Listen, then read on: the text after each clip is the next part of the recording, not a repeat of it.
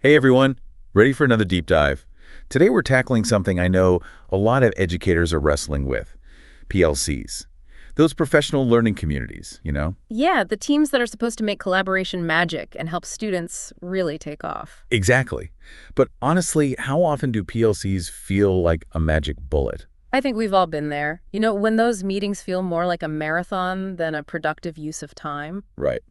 And that's where today's deep dive comes in. We're looking at this professional development program, the source of the issue. It's all about tackling those common PLC struggles head on. And the best part, it's based on real-world experiences in school, so it's packed with practical insights. Okay, so let's get into it. The source of the issue points out three major challenges that trip up a lot of PLCs: skill gaps, lack of motivation, and knowledge deficits. And here's the thing, those challenges, they're often totally tangled up together. Like if teachers don't even know the best PLC strategies, it's no wonder they might not have the skills to make them work. Make sense? And then, when they don't see results, motivation just plummets. It's this frustrating cycle. So how does this program help us break out of that cycle? Well, it starts by asking school leaders to take a really good look at themselves and their schools. Like some serious self-reflection. Exactly. The source of the issue has this idea of a meta PLC, which is kind of cool. It means school leaders form their own PLC. To analyze their school's existing PLC processes. You got it. It's like they're holding up a mirror to see what's actually working and what needs a total overhaul. I like that. It's leaders walking the walk, not just talking the talk. Totally. It shows they're truly committed. And it gets even better, this meta PLC. They don't just go with their gut feelings. They use data, they do surveys, focus groups, the whole 9 yards. So it's a really targeted approach, figuring out what's actually missing instead of just throwing random professional development at the problem. Right on. And the source of the issue actually gives schools the tools they need to do this deep dive. They have sample survey questions, guidelines for those focus groups. It's like a recipe book. Okay, I'm with you so far. The Meta PLC has done all this homework, analyzed the data, figured out where those skill, motivation, and knowledge gaps are. Now what? Now things get really interesting. They use all that data to map out how they're going to improve their PLCs. Specific actions, tailored professional development, the whole shebang. So no more generic workshops that miss the mark. It's about giving teachers what they actually need to succeed in their PLCs. Exactly. It's making those professional development hours really count. Can you give me an example? Let's say the data shows teachers are struggling to use data in their instruction. What kind of actions would the Meta PLC take? Well, for starters, they might ditch the generic data workshops and offer sessions that are hyper-focused on the exact types of data teachers are already collecting. Maybe they focus on formative assessments or student work samples. So making it super practical. Exactly. Plus, they might introduce new data platforms that are user-friendly and relevant to their specific school context. Makes sense. But what about the structure of those PLC meetings themselves? Right. They could even revamp how those meetings run, making sure there's dedicated time for data analysis and working together to solve problems. Okay, data's key, but we can't forget about motivation. How does the source of the issue tackle that piece of the puzzle? You hit the nail on the head. They argue that one of the biggest motivation killers is feeling like you don't have any ownership. When teachers feel like their voices don't matter or they're not really contributing, their enthusiasm just fizzles. So how do we bring back that spark? How do we make teachers feel invested? By giving them choices and encouraging them to own their professional growth within the PLC. What does that look like practically? Well, it could mean letting teachers pick what they discuss in those meetings, setting goals together as a team, or even designing their own professional development activities based on what they need and what interests them. I like that. Instead of being told what to do, they get to shape their own PLC experience. It's about turning teachers into active participants in their professional journey. And when they feel like they have a say, their motivation and commitment skyrocket. I'm starting to see how everything connects. The source of the issue provides this framework to really get at the root of those PLC struggles, those skill and knowledge gaps, and that crucial motivation factor. It's like a holistic approach, recognizing that effective PLCs are more than checking boxes. It's about building a culture where everyone's constantly learning and growing. We've laid some good groundwork here. We've talked about why PLCs can struggle and how the source of the issue helps schools dig deep and figure out what's really going on. But now I'm wondering about the how. How do we actually translate all these insights into action? That's where things get even more exciting. And that's what we'll dive into in our next segment. We'll unpack those specific strategies and tools that the source of the issue offers to help schools transform their PLCs into real engines of change. Stay tuned. Welcome back.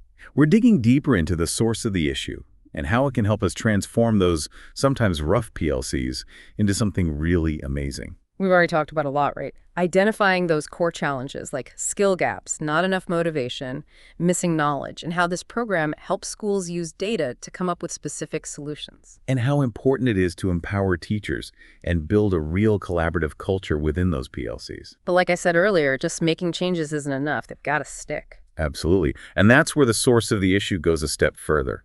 It's not about quick fixes. It's about creating changes that last. I like the sound of that. What's the secret? Well, a big part of it is changing how we think about PLCs. It's moving away from that check it off the list mentality and really embracing PLCs as part of the school's culture. So weaving those PLC principles into everything the school does. Curriculum, professional development, even how they communicate with parents. You got it.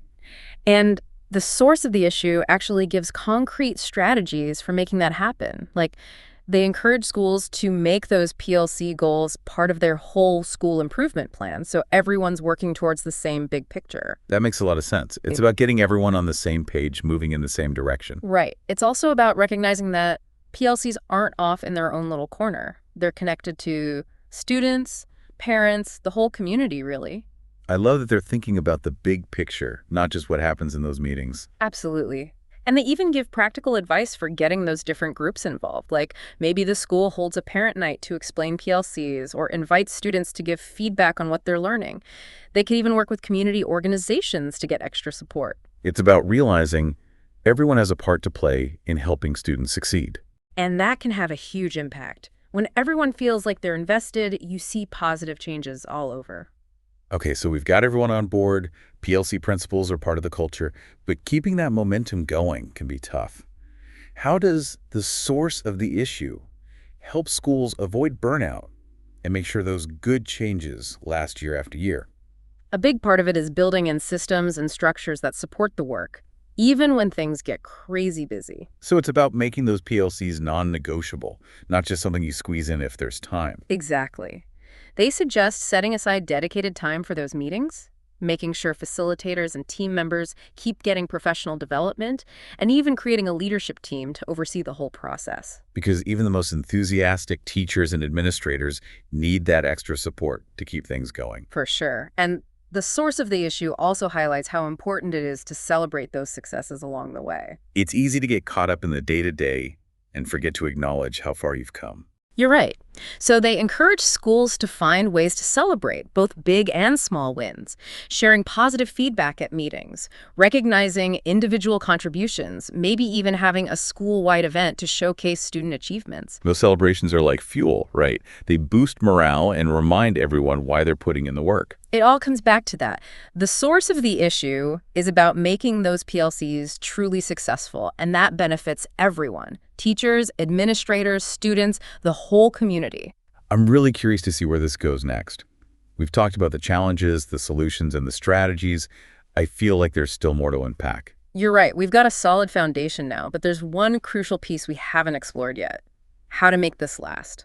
How do we sustain this momentum? It's one thing to get excited and try new strategies, but how do we make sure they really become part of the school's DNA and keep driving improvement year after year? And that's exactly what we'll be looking at in our next segment. We'll dig into how the source of the issue helps schools build a system for lasting change, turning those PLC improvements into something permanent, not just a temporary fix. Stick with us. All right, we're back, wrapping up our deep dive into the source of the issue and how it can help us take those PLCs from, well, sometimes a bit rocky, to smooth sailing for collaboration and growth. It's been quite a journey already. We've covered a lot of ground. We talked about those core challenges, skill gaps, motivation, knowledge, and how this program pushes schools to use data and come up with solutions that really hit the mark. Yeah, we talked about how important it is to give teachers a voice, make them feel empowered, and build a strong culture of collaboration within those PLCs. But, like we were saying before, it's not enough to just make changes. They've got to stick around. You're absolutely right. And that's where the source of the issue really stands out. It's not about those Band-Aid solutions. It's about building change that lasts. Okay, I'm hooked. Spill the beans. What's the secret? A lot of it comes down to shifting our mindset. It's about moving away from seeing PLCs as just one more thing on a to-do list. Instead, we need to see them as a core part of what the school is all about. So like making those PLC principles a part of everything.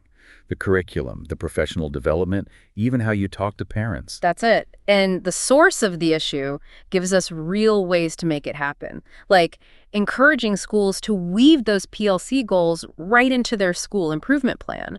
That way, everyone's rowing in the same direction. Makes total sense. It's all about aligning those efforts and getting everyone on the same page. Right. And it's about realizing that PLCs aren't off in their own little world. They're connected to the students, the parents, the community. It's all intertwined. I love that they're thinking about the big picture. It's not just what happens in those meetings. And they offer real tips for getting those different groups involved. Like maybe the school could do a parent night to explain what PLCs are all about, or ask students for feedback on what they're learning.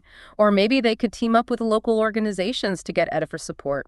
So it's recognizing that everyone's got a role to play in helping those students succeed. And when everyone feels like they're a part of it, that's when you see those positive changes rippling out. Okay, so we've got everyone on board. PLC principles are woven into the culture. But let's face it, staying motivated can be tough. How does the source of the issue help schools avoid burning out and make sure those great changes keep happening year after year? One strategy is to build in systems and structures that support that ongoing PLC work, even when things get hectic. So making PLCs a priority, not just something you squeeze in if you have a spare minute. You got it. They recommend setting aside dedicated time for those meetings, making sure facilitators and team members keep getting professional development, maybe even creating a leadership team to oversee it all. Because even the most dedicated teachers and administrators need that extra support. Absolutely. And the source of the issue also talks about celebrating those wins along the way. That's so important. It's easy to get bogged down in the everyday stuff and forget to recognize how much progress you've made. It happens to the best of us. So they encourage schools to celebrate no matter how big or small the victory. Maybe it's sharing positive feedback at meetings or acknowledging someone's contribution, or even a school-wide event to celebrate student achievements. It's like those celebrations remind us why we're doing all this in the first place. They give us that boost to keep going. Exactly. At the end of the day, that's what the source of the issue is all about. It's about creating a system for PLC success that lasts and benefits everyone: teachers, administrators, students, the whole community. So as we wrap up this deep dive, what's a big takeaway for our listeners? Well, if your PLCs are struggling, don't lose hope. This program can really help. It starts with understanding the root of those problems, whether it's skill gaps, low motivation, or knowledge that's missing. Then it's about using data to find solutions that are spot on, giving teachers the reins, and creating an environment where everyone can work together effectively. And lastly, it's about making those changes a permanent part of the school's culture, building a system where those positive changes just keep on going. The source of the issue gives us the tools, the know-how, and the encouragement to make those PLCs truly exceptional. And that's definitely a journey worth taking. That's all the time we have for today. Thanks for joining us for another deep dive.